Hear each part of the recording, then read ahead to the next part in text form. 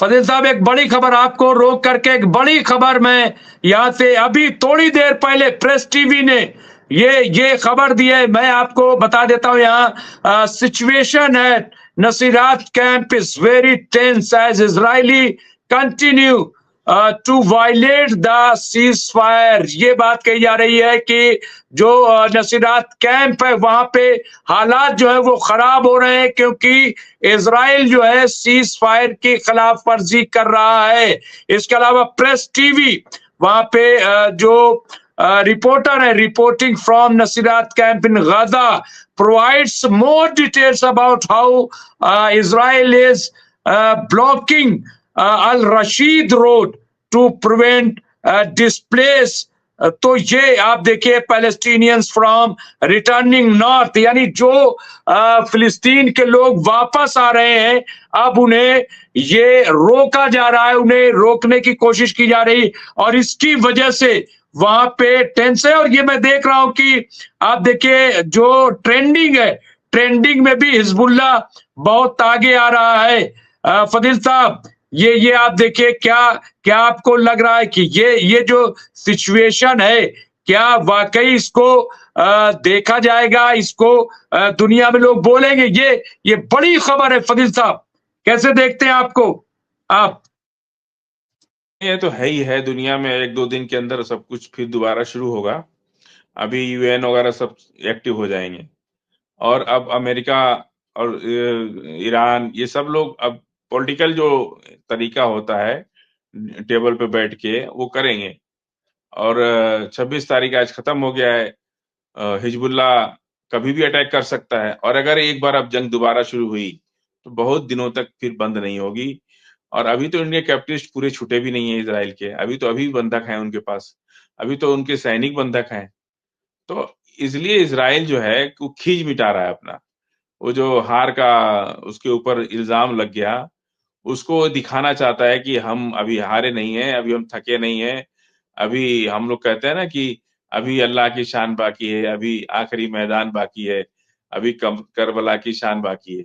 तो वही चीज वो अपने ऊपर ले रहा है कि अभी वो दुनिया को दिखा रहा है कि हम डरे हुए नहीं है, ना हमने सीज फायर किया है और ना हम मानेंगे।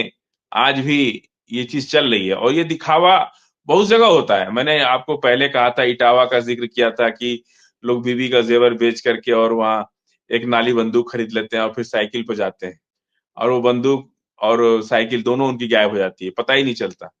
तो वही हाल इनका है। अब ये रस्सी जल गई है पर इनकी ऐठन नहीं जा रही है।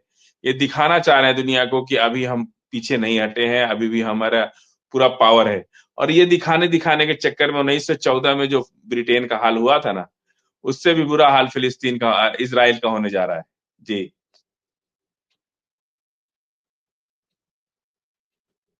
बिल्कुल फजील साहब, आप सही कह रहे हैं कि ये वही सिचुएशन तकरीबन होने जा रही है। और मैं अभी एक तस्वीर देख रहा था, ये लेबनानी एक लेडी है, वो इजरायली टैंक के सामने खड़ी हुई है और उसका मुकाबला कर रही है, और कह रही कि जो तुमने तबाह किया है ये हमारा वापस दो, वापस। इस तरह से ये करेज जो है, ये हिम्मत। और तो ये तस्वीर वहां पे मैं चूंकि दिखा नहीं सकता, लेकिन ये चीज जो जो सामने आ रही। लेकिन फजील साहब, तुर्की को क्या लग रहा है कि तुर्की कब बोलेगा, कब तुर्की खड़ा होगा सऊदी के बारे में, कि वो अमेरिका से दोस्ती और सबसे पहले विजिट जो है सऊदी की करेंगे, जो डोनाल्ड ट्रंप है, और सऊदी जो है वहां इन्वेस्ट करेगा। इसके क्या मानी है, क्या माना जाए कि क्या इनका ये ये सब चीजें जो है कोई मायने नहीं रखती हैं। ये तो उनका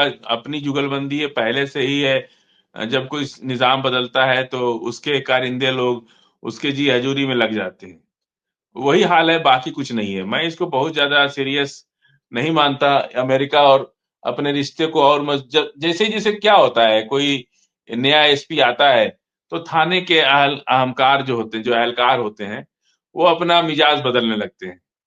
जो नई सरकार आती है तो उनके नीचे के लोग बदलने लगते हैं। इसी तरह से अभी नया नया ट्रंप ने जो है गद्दी संभाली है, तो अरब का भी तो बहुत बड़ा मसला है ना। वो अपने चीजों को मैनेज करने के लिए रोज नई नई खबरें आ रही हैं वहां से कि ये कर रहे हैं, वो कर रहे हैं।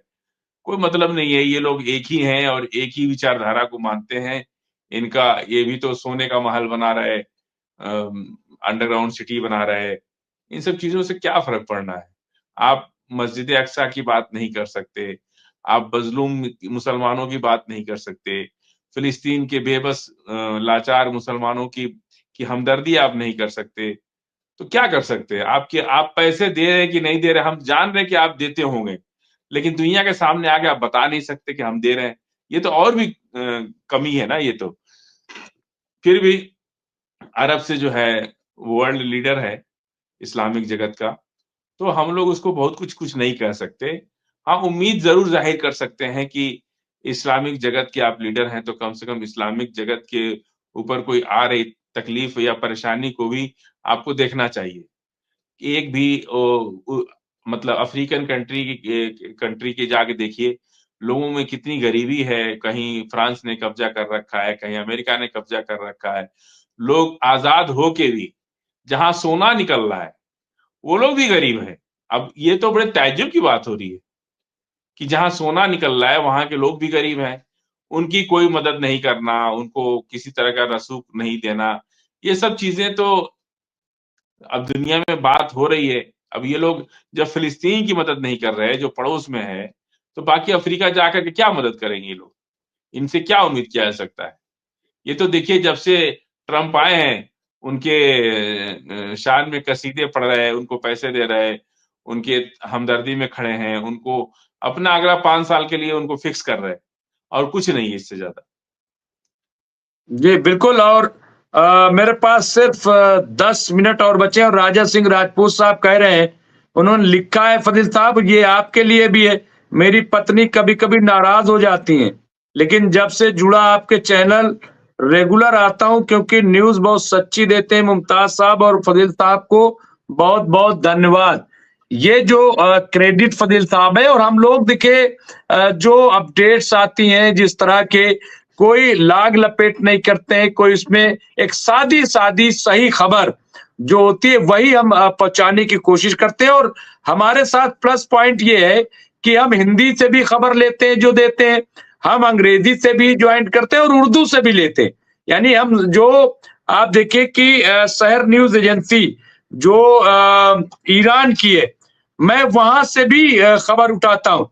और वहाँ से भी आप देखिए, अब उन्होंने जो लिखा है कि दरअसल ये दहशतगर्द इजरायली अपनी एक के बाद एक शिकस्त से बौखलाए हुए, और इसीलिए जो बात आप कह रहे थे फजील साहब कि दरअसल उनको ये पता चल गया कि बिल्कुल सेम टू सेम, देखिए ये मैं वहां की हेडिंग पढ़ रहा हूं और ये हेडिंग पहले लिखी गई है।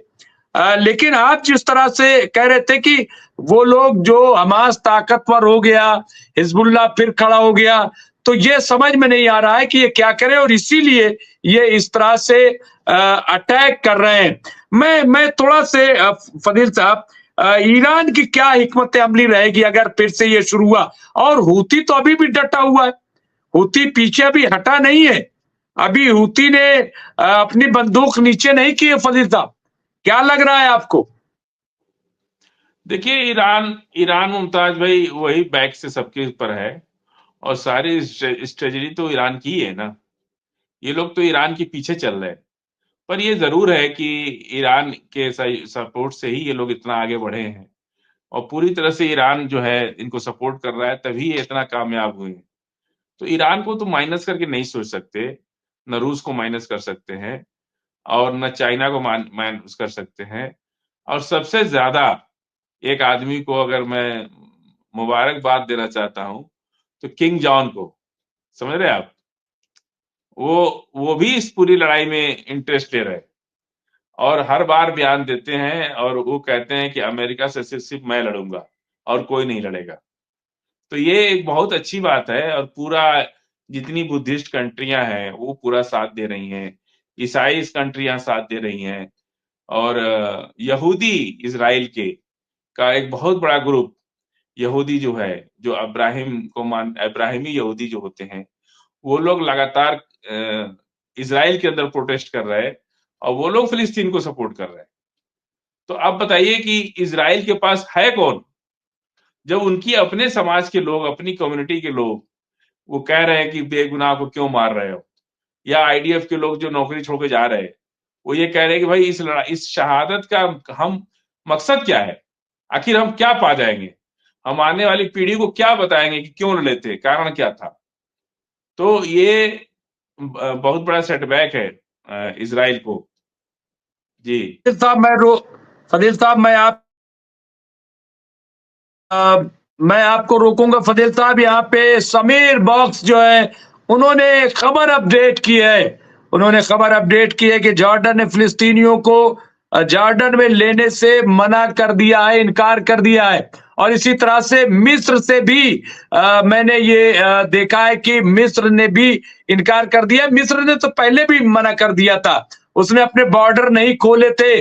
फजील साहब, न मिस्र न जॉर्डन ये नहीं। और अगर वो लेना भी चाहें तो क्या आपको लग रहा है कि फिलिस्तीनी जो है वो छोड़कर चले जाएंगे, वो भाग जाएंगे? क्या आपको लग रहा है? लोग समझ गए, इजराइल फिलिस्तीनियों को कहीं भेज देगा और फिर वहां भी छोड़ेगा थोड़ी उनको। तो ये सब कोई, इसको अरब बगल में अरब है, वो नहीं तैयार है लेने को। तो जॉर्डन और इजिप्ट और ये लोग क्या तैयार होंगे? ये सब बातें तो 2-3 महीना 4 महीना पुरानी है, अब नया कुछ नहीं है इसमें। और फिलहाल तो अभी कोई चर्चा नहीं है कि फिलिस्तीनी कहाँ जाएंगे। घर बन जाएगा, जैसे मस्जिद बन गई वैसे घर भी बन जाएगा। और जब कोई भी आदमी अपना पुराना घर गिराता है तो नया घर बनाता ही है। तो उसी तरह से जो घर गिरे हैं वो दोबारा बनेंगे। और इतने दिन अगर वो फिलिस्तीन इजराइल के जेल में रहे तो कुछ दिन और सही, वो घर बन जाएगा, फिर आराम से उसमें रहेंगे। घर तो फिलिस्तीन खुद बना लेगा और ये लोग खुद बना लेंगे। ऐसी बात नहीं है कि उसमें किसी की मदद की जरूरत पड़ेगी। हाँ, इजराइल के ऊपर जो अदालत तय करेगी कि भाई आपने जो ये खूनरेजी की है, इसके बदले में आप क्या पैसा उनको दोगे, ये अदालत के तय करने के बाद उनको पैसा देना ही पड़ेगा। क्योंकि युद्ध का अपराध तो उन्होंने किया है, और अपराध की सजा कोर्ट जो है वो तय करेगी कि भाई इसका नुकसान की भरपाई कौन करेगा, आप करो। अभी जो लोग मरे हैं उनका भी मुआवजा देना है, जो घर गिराया उनका भी मुआवजा देना है, जो लोग इंजर्ड हुए हैं उनका भी मुआवजा देना है। ये सारी बड़ी अभी तो लंबी प्रक्रिया चलेगी और इतना आसान नहीं है कुछ भी। लेकिन इनको, नेतन्याहू को यही सब अच्छा लग रहा है, समझ में आ रहा है कि बाद में जो परेशानी होगी तो बीच बीच में एक आध बम मारते रहो, ताकि ये हो कि लड़ाई जारी है अभी। इसीलिए लड़ाई को खत्म बिल्कुल नहीं करना बिल्कुल। चाह रहे और नेतन्याहू।